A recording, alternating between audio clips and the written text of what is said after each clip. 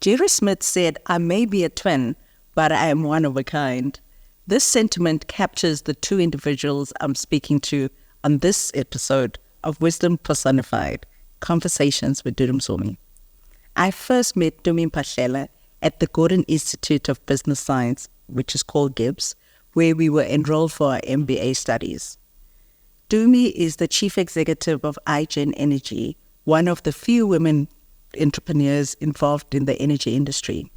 She is a recreational ultra endurance athlete, a mountaineer, and a board member. She has completed 8 Comrades, 6 Two Oceans, and climbed 3 of the 7 summits around the world. Tumi has a BSc in chemistry, a postgraduate diploma in marketing management, a diploma in Datametrics, and an MBA.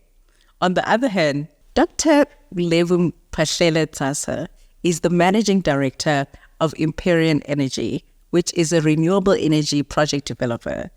Lebo's career has spanned the energy, petrochemical, business services, management consulting, and government. Her qualifications include a BSc in chemistry and an MBA, plus a doctorate in business leadership.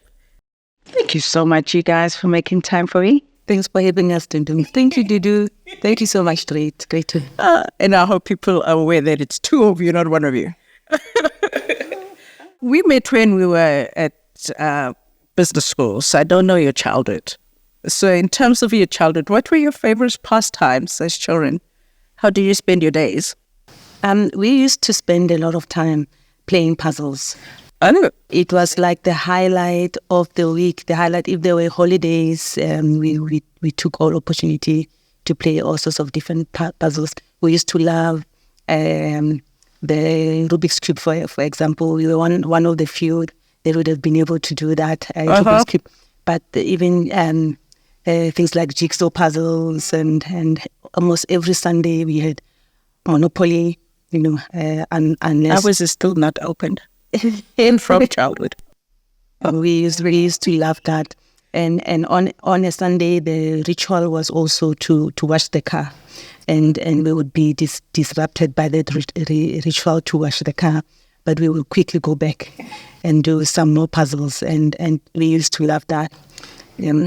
But just to add as well, even up to now, as adults as we are now, we still do puzzles a lot. When there's family gatherings, Christmas days, New Year's days, we can't wait to get on to playing with the rest of our family. What's the largest puzzle you've ever done? It was, I think 1,000. 1,000? No, 10,000. Thousands. But I think jigsaw is not our favorite these days. These days we like things like Scrabble. We are big on that. We like Rubik's Cube. Yeah, we play that online. To this day, we still like that. It still reminds us of how it was like. Yeah. And to gather around, a game as children. Yeah. But we also loved reading. We are from that generation. The Famous Five, and Nancy Drew, and the Secret Seven. I sometimes wish that more children could dream. I know it is. I used to love I Am David. It was set in the Netherlands. No, it was set in Denmark. And Lord of the Rings. Anyway, what vision did you both have for your lives when you completed grade 12? Both of you studied Bachelor of Science in Chemistry at the University of UCT. So what did you think your life would be like? So let me answer that. We didn't have a vision of being like a doctor or a lawyer, a kind of a professional outlook. We thought we really would be good as corporate animals, doing a whole lot of things. So we thought getting a junior degree and building on that would be a good approach. And because we were good in the sciences, and chemistry is fascinating, and we thought we would do that as a base. Interesting. Yeah. And the other thing that we considered was we were keen to get sponsorships and bursaries, and we thought that field would be able to get us somewhere. In fact, we did get Sasol bursaries, and we studied on Sasol bursaries at TVCT. Did you kind of consult each other? I don't actually recall that we were consulting. But I do recall that there was a consensus. Somehow we agreed. But I don't recall that there was a lot of sitting around and saying, what are the options and all of that. I actually can't recall that. I don't know, Lebo probably also cannot recall. Yeah. But it was a natural thing because we were not really fully decided. But we also wanted to make a difference as well. We thought it would be fantastic to be able to create, and make an impact. Maybe find new uses for chemicals and or solve some issues that are related to chemicals. And it sounded like it would have been fantastic to do that. And because I remember at one time where I was like obsessed with African hair products and the fact that they burn our scalp. I was like, oh, I wish I had done chemistry. You'd know what a peroxide does to your skin. It's like develop a new option, Yeah, things like that. And I mean, we would go to science fairs and career guidance, and we would meet a few chemists, and they would demonstrate this. You see some sugar coming out of this, and then you see, and we thought this would actually be great if you can do that. But what we liked about it is exactly that after that, you still have options around which way you can proceed, even which branch of this chemistry. Yeah. It was very clear at that point that it was actually quite wide. So Lebo, you're the managing director of Imperial Energy. What does Imperial Energy do? Imperial Energy is in renewable energy, and largely we do solar PV installations within households and within commercial operations as well. And that was our primary work that we do. We also have an e-commerce site called sunstore.co.za, and we sell hardware to electricians mostly. So we sell inverters, we sell solar panels and wiring and everything else that the electricians need. And we also do venture we look for other opportunities within the space. We are always on the lookout as entrepreneurs. We also do have a 20 megawatt plant that we are developing, a solar PV plant in Rustenburg. Our aspiration, in fact, when Amperion started, we were meant to be an IPP, so we haven't lost that aspiration. So we're still working on that. So that vision is like... Yeah, it's still there for us to chase. Yeah. Interesting. So there's a lot of tension on renewable energy generation, but not so much on battery storage systems that enable the energy from renewables like solar and wind to be stored and released when the power is needed most.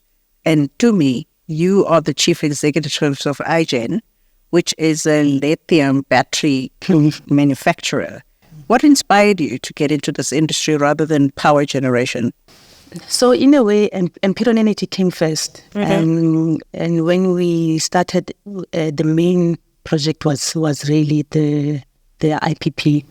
But it requires deep pockets, and it is subject to long project timelines. I mean, you can start a project today, it might come online in another 3 or 4 years. If you're lucky, it might not even come online.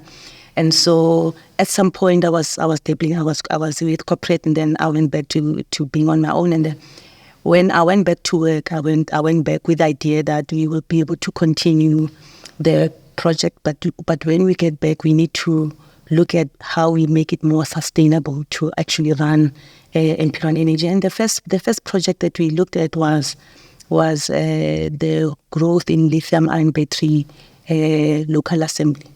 It so happened that before I went back to work, I had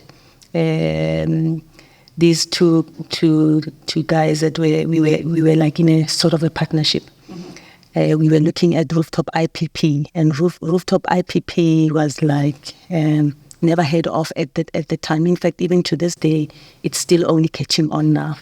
But we went around, selling this idea of rooftop IPP until I ran out of money when I went to work. So when I got back, I went back to the same guys and say, where are you? How far are you in this space? They're like, yes, we would like to help you back, except if you want to do manufacturing, because I said to them, I need a more sustainable business model now. They're like, okay, if you want to get into that, actually our battery business is beginning to increase. They actually didn't have a business then. They were buying and selling, but they were saying to me, they have been doing solar all along, but now they see the growth in the use of battery is on a steep rise. And so we decided, let's get into the partnership. We were going to do a partnership. But to cut the long story short, they were already part of a listed company by then. And our understanding was, look, they are no longer going to work with us. In fact, they're going to start their own. But to this day, they actually didn't. Yeah. But that idea then was worth looking at, coming from people that were already in that industry. While I was away, I was away for close to 8 years. Sure. Going to get back my bearings. Yeah. And I wasn't even supposed to be away for that long, but there was just too much to do. The impact that I wanted to see and the legacy I wanted to leave behind meant exactly that balance. Right. So What is rooftop IPP? It's almost IPP, but you actually do it on the rooftop. The bigger the rooftop you have, the better. Then you put solar panels on this roof. The owner of the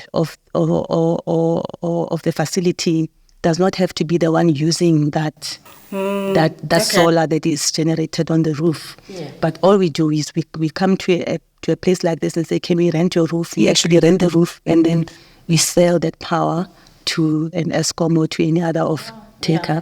But it's almost like an IPP, except it's not on the ground. And it can't be that large scale because you're always limited in terms of roof. Yeah. But more and more now we have roofs that are much bigger, that are like 10, 15, 20,000 square meters. You can actually do a sizable generator, much like you do on a ground. Power generation. It's like, yeah, I love it. All of these people with huge roofs on these huge warehouses, if they don't do, because a lot of them don't need as much power. If they are efficient in terms of the lighting, the chances are the power that they can generate on top of the roof is much more than they can ever need. And so there's an opportunity to actually sell this power. So what's the most courageous decision you have made in your life, and what motivated that decision? I think the most courageous thing that that I've ever decided on was to go on a camping trip, on going to Mozambique. At the time, Mozambique was just getting out of the war. People couldn't speak any English there, and we thought it's a good idea. Well, we were in our 20s to start exploring Mozambique, and I left with Tumi with a small Pajero car. We went across the border. It was difficult. Yes, the two of us. We went to camp along a place called Marakwini, and out of Maputo, and there was a tropical storm at night, and we actually thought we were going to die. Our tent was taken away, and we went into the car, and Tumi just reminded me the other day that we put our IDs on us, so people could identify us who was ready to die.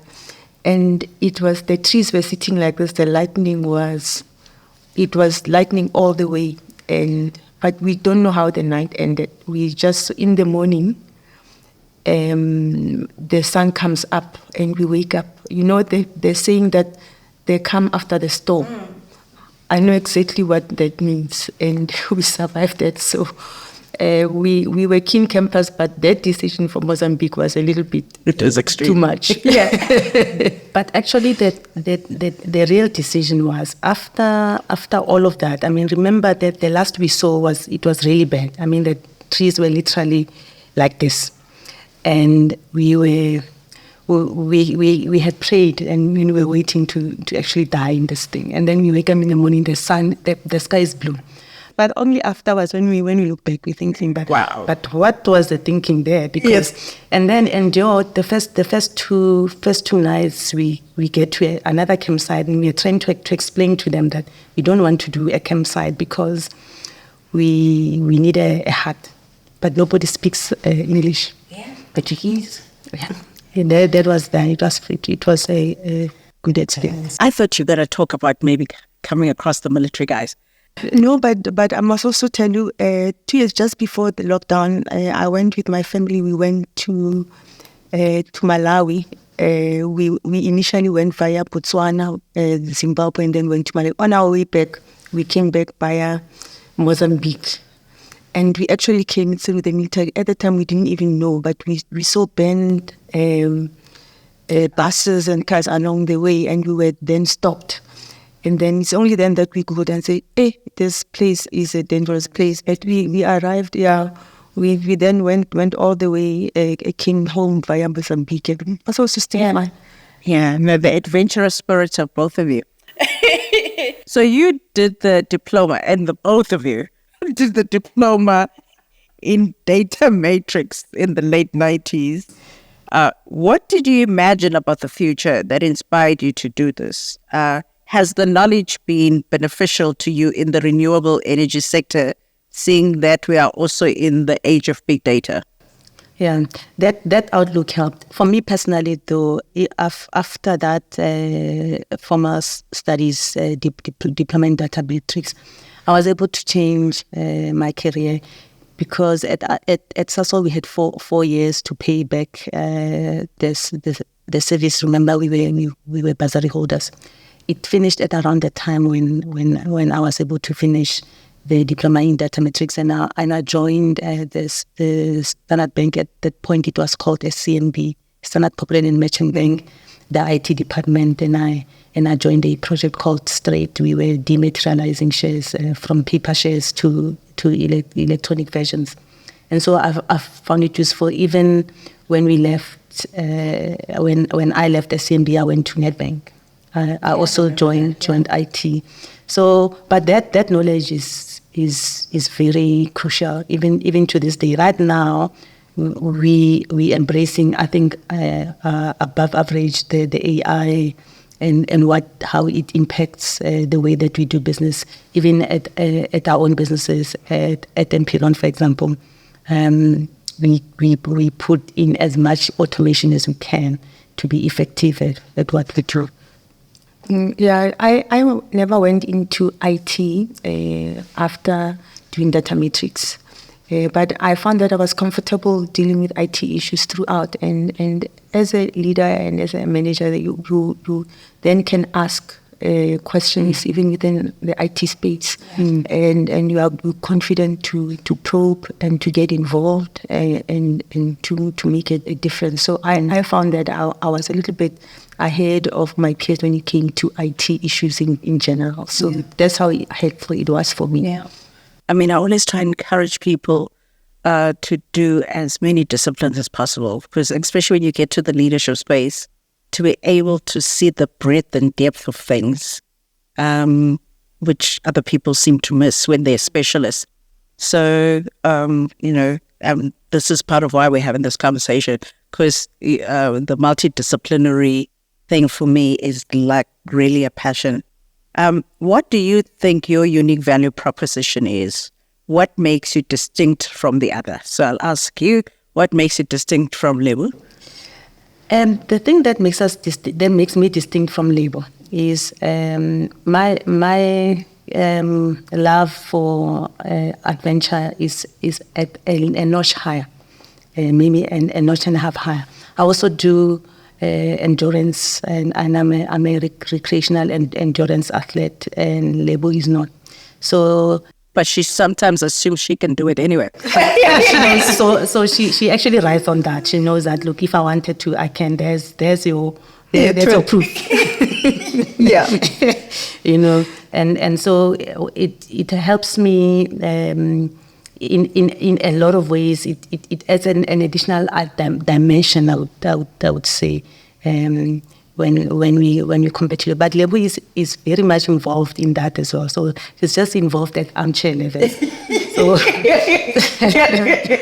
So, and COVID was just such a bummer because you were going to go up Mount Everest. Yeah. So you still got to do it? Yeah, I'm still gonna do it. Look, at the time we also battled a bit with sponsorship and all of that. But even if we did make it for all the team members, if we were able to raise sponsorship, we're not gonna make it anyway because of COVID. It's sort of slowed down things a lot for me, and that's when I shifted focus mostly on the business side. But I would love to go and finish that because you've already done the 3 summits. I've already done the 3 summits. This would be one of the well, it will be the highest, and then from there, every other summit after that shouldn't be as as expensive, as time consuming, and all of that. Yeah. What makes you distinctive? What makes me different from Tumi is my life experiences, by and large, and having worked on particularly in public service makes me see things quite differently. Where Tumi is my co-director at Amperion, and very often I consult with her. She's always on the move. She wants to make quick decisions and quite move forward. But I'm the one who would be saying, wait, let's give this a thought. Let's look at different perspectives. Because in public service, you lead differently. It's not things are not as easy and straightforward as they would in any other management environment. You can't enforce things that are usually easy to enforce elsewhere. You have to inspire differently. You have to think through things and be a little bit calmer when you do things. And I think that gives me that perspective. And being a mother as well, it helps me to get patience as a virtue. Yeah. So it's good that Tumi and I are connecting and working closer together now at this age, because we now had life experiences outside of where we started. And so we are connecting with different perspectives, and it's really magical at this stage. Yeah, I can see that. But also the perspective of calm. Most of us kind of just take it for granted that the bureaucracy, and we're very derogatory about the public service. But that perspective, I think I appreciate, because you have so many stakeholders and the way of influencing. And one of the important skills for leadership is persuasion and influence. So really winning team there. So maybe I should then ask, because I was wondering, so you spent time as Chief Director, Strategy, Monitoring and Evaluation in the Department of Justice and Constitutional Development, not to mention the other diverse sectors that you worked in.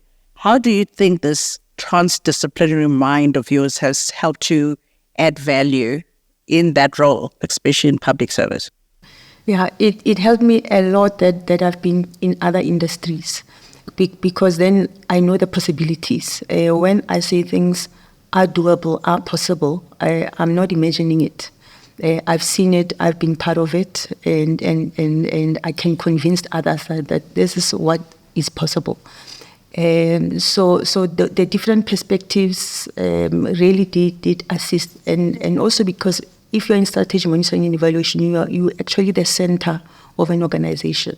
So you have perspective on different areas, be it HR, be it IT, be it even the operations themselves. You can see the bigger picture, and then my perspectives from other areas enable me to have even confidence to be able to say, but this is doable. I mean, if I go to the Department of Justice and say, but we can do monthly reports, I know that it's possible, and I know how to make it happen. So my different perspectives out there gave me the confidence to be able to march on and to say, this is possible, let's get on with it. What do you believe the biggest misconception is about twins? That twins are one person. It's like if you are twin, like, how about this one is doing this one must also do the same. It's almost like expected that you are one person, and actually you have one interest, and we can show now that though we were born together, and we've learned, we've been conditioned to work as a team. Because remember, when you open your eyes as the first person, you see. You still have the you still have the opportunities to actually develop as different people. And so that misconception that twins actually are one person in two bodies is actually very dangerous. Which is why you end up being dressed alike and things like that. I wasn't a twin. My sister was 5 years older and we were still being dressed alike. Now, fortunately for us, we were only dressed alike until we were about maybe 8 or 10. And from then on, we were not dressed. Yeah, we just had different colors. Did you ever have to fight for your individuality, especially as teenagers? So give me an example of one where you had to fight to be an individual. Well, we were never raised to be close. In fact, our parents saw us as individuals. We were never twins. So it was Itumeleng, Lebo and Ramatsamel. It was 3 girls. We have a sister who's 1 year younger. But we were all individuals, so that there was never twins this, twins that. And so we understood ourselves to be individuals with individual thought.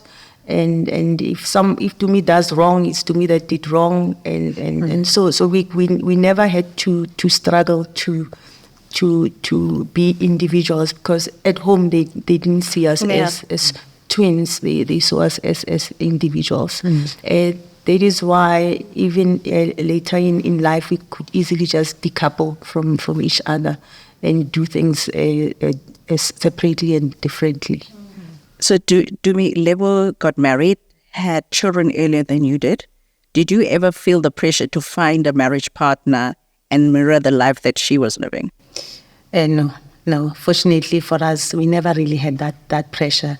Even Lebo got married a little late, but nothing like that from our parents. And I think my parents would have made it clear to everyone else that there is no such pressure. I got married fairly late, but only because if I felt the pressure, I would have maybe made some really regrettable mistakes in the choice of a life partner. So it took me a while, and I had to take the time, because I didn't feel that pressure. Even now, I do not have children, and I have never even had one person ask me, what are we going to do? People ask me, where are we with that project? No, I've never had that. No, but I used to laugh because her kids were like your kids. Yes. So even when we were students, you automatically thought you were a mother anyway. But there's a beauty. So for me, fortunately, I'm honorary in that way. That Lebo's kids are like my kids. Yeah. In fact, they also think of themselves that way, I'm sure. But I also must add that at home they always emphasize that you have to be happy. The choice of a life partner is very important. In fact, your quality of life might deteriorate very sharply if you get with the wrong person. So happiness is very important, rather than just getting married to anyone. It's going to be a chaos if you settle just because you say, the time says now. Yeah. Mommy, I hope you're listening.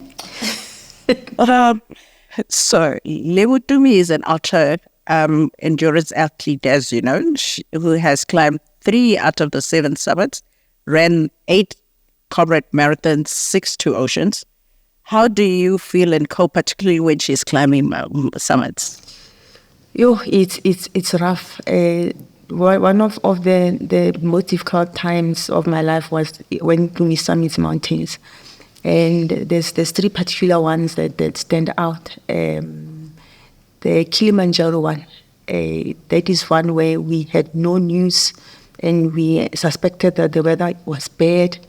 And even my own mom would call me and say, "Where's my daughter? Or you've got to answer me."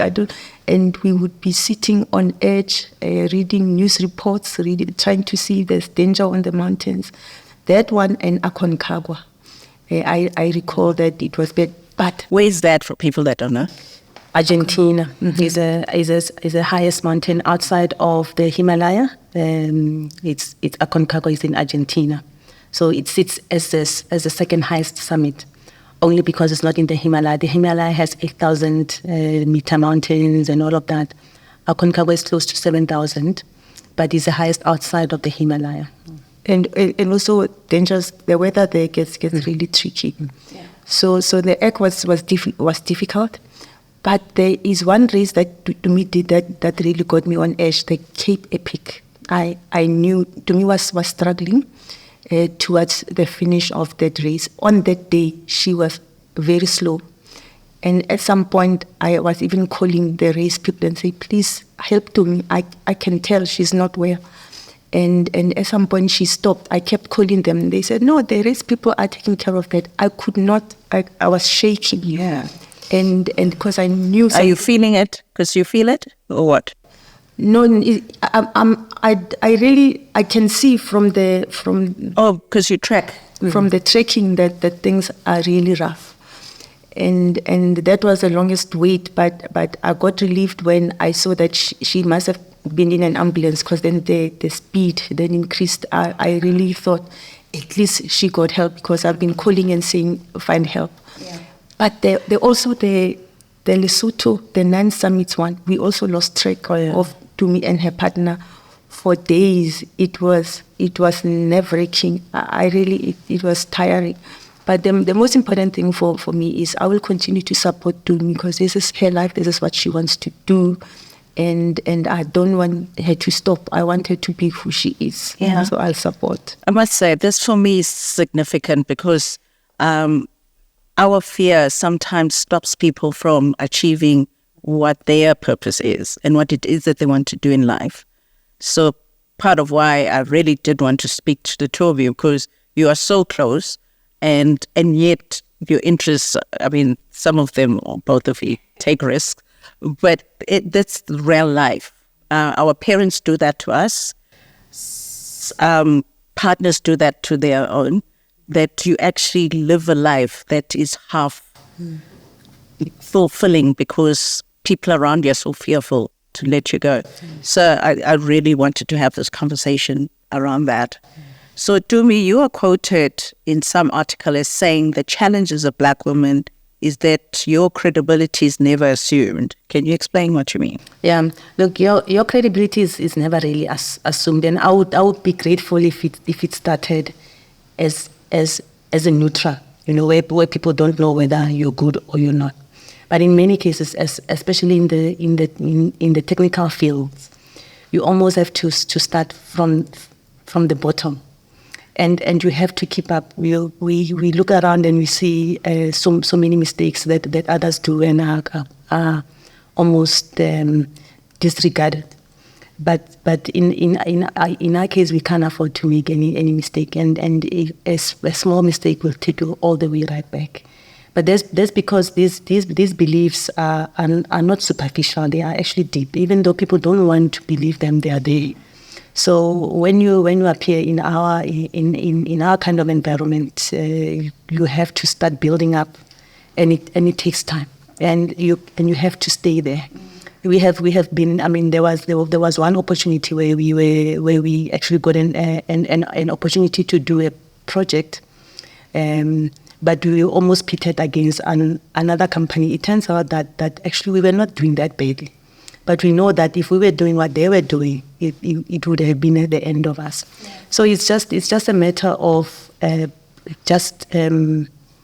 understanding that that is the case, and everybody must just be aware, so that it does not make you feel you must stay in the state. Yeah. You must not give up.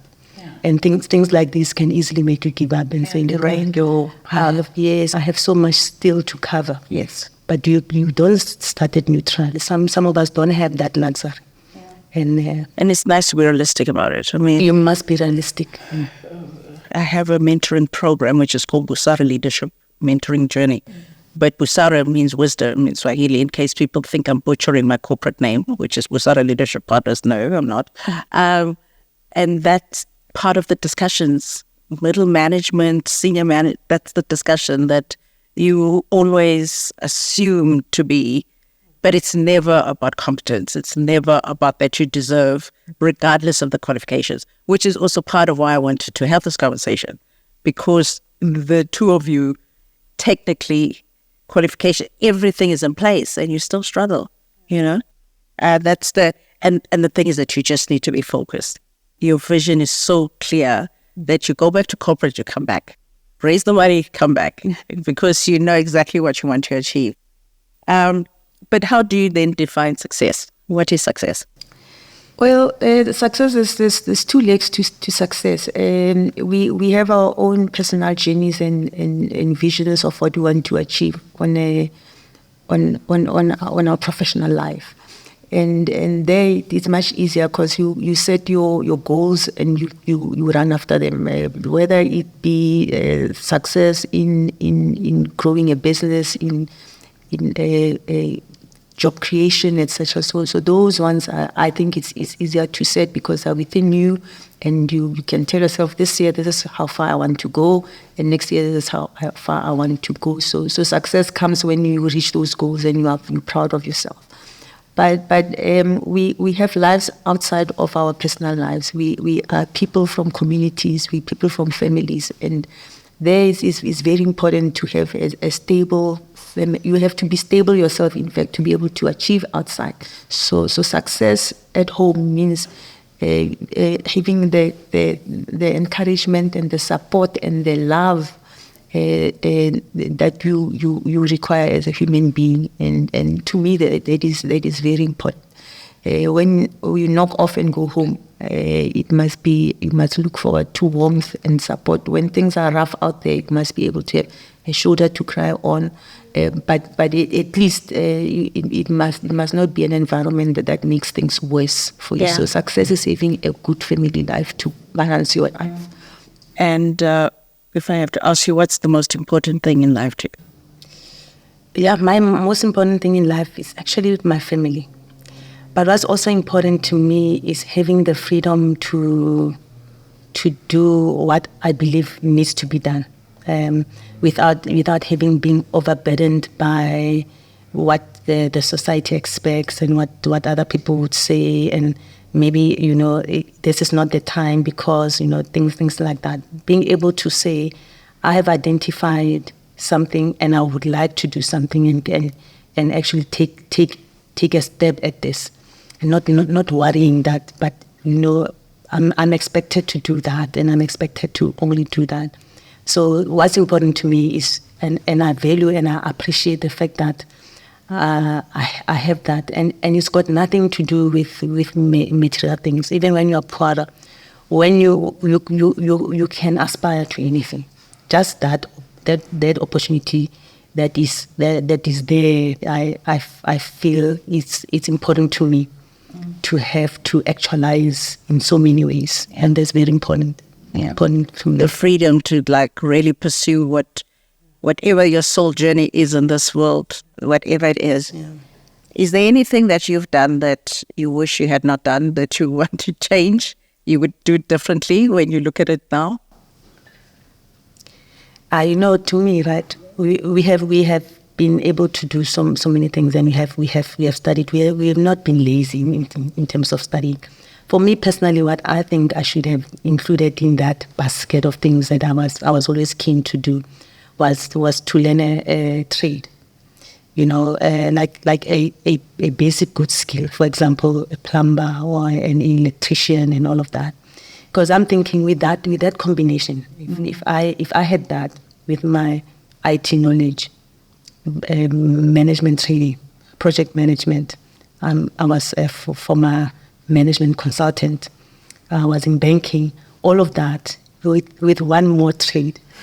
Yeah, which is interesting because as much as we always quote Germany and the apprenticeship programs and the trade, in Africa we still undermine trade. Yes. Isn't that unfortunate? It's been undermined, and I would like to see more of that because it will add a whole dimension. It would add a whole dimension to how we do and see things and how we solve problems that are problems for our own continent. So yeah, there's a bit of informal trade out there. So people learn to how they would end up doing the vehicles that are made of the wire thing and things. Yeah. So there's something in there. Yeah. just natural just to aptitude formalize, for it. You'll find people have actually got these cars that actually work on battery and they run. Yeah. So Anything you want to add to that? no, look, there's nothing that I would change with my life so far. I've like you said, I've been in and out of corporate. I've experienced different even type of businesses, and I've been around. I think it really would be it's a career that I look back and say, yeah, I've learned a lot, and each and everything that you do, you gain something from. Yeah, it's never a loss. It's never a loss. So yeah, I would say yes. And in fact, Tumi is talking about trade.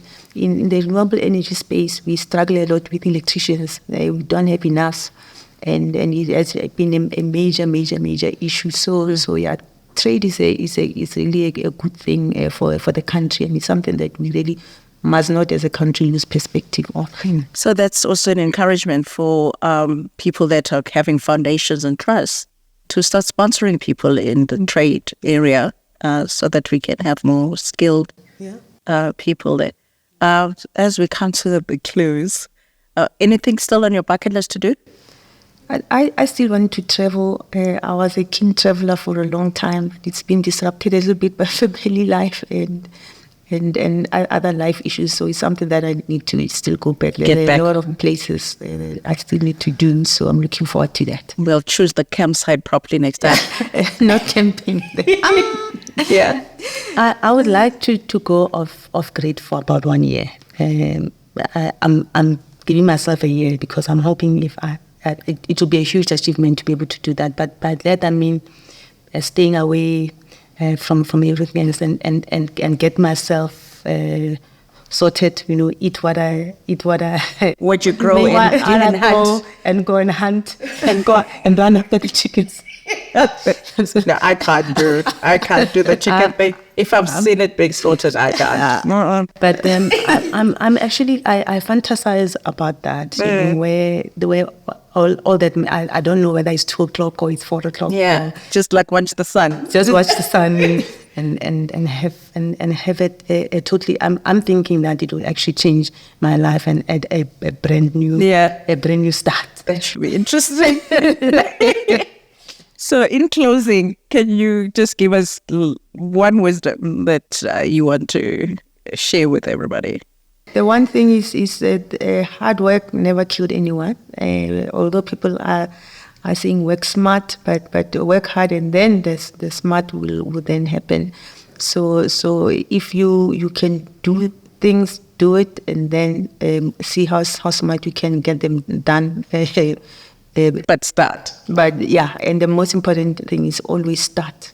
The more you postpone starting, the more you are losing time. So fold your sleeves and get going. For me, the limitations are actually in our minds. And if you believe in something, you probably will do everything that you need to do in order to achieve this thing.